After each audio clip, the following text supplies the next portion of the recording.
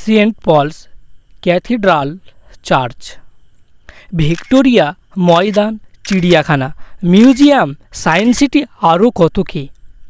কিন্তু বড়দিনে বা ক্রিসমাসে সবাই একটা জায়গাতে অবশ্যই যেতে পছন্দ করেন, তা হলো Saint Paul's cathedral church.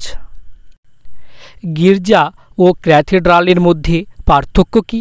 Saint Paul's cathedral চার্চের প্রবেশের জন্য কোনো প্রবেশমূল্য দিতে হয় কি না? কী কারণে তৈরি করা হয়েছিল এই বৃহত্তর খ্রিস্টান ক্যাথিড্রালটি?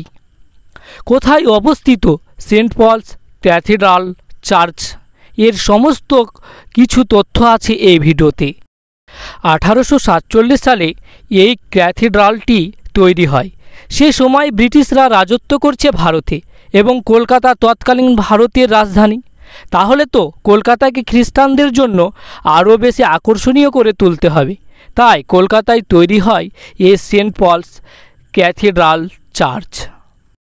সেন্ট পলস ক্যাথিড্রাল চার্চের প্রবেশের জন্য 10 টাকা দিয়ে টিকিট কাটতে হয়।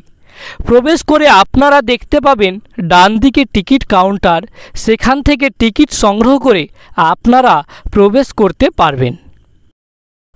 সেন্ট পলস ক্যাথিড্রাল ময়দানের দক্ষিণ প্রান্তে রাজকীয় ভিক্টোরিয়া মেমোরিয়ালের পূর্ব দিকে অবস্থিত।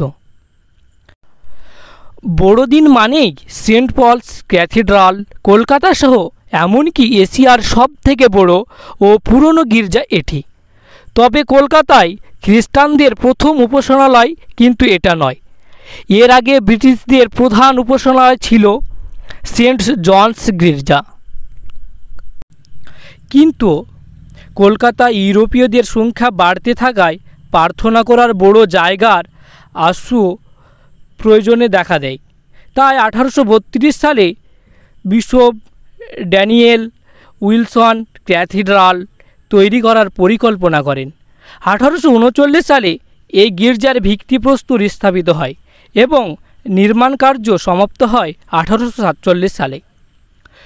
অর্থাৎ এই ক্যাথিড্রালটি 8 বছর পর সম্পূর্ণ হয়। অবশেষে 1857 সালের 8 অক্টোবর জনসাধারণের জন্য খুলে দেওয়া হয় গির্জাটি। এইবার জানার বিষয় হলো ক্যাথিড্রাল ও গির্জার মধ্যে পার্থক্য কী।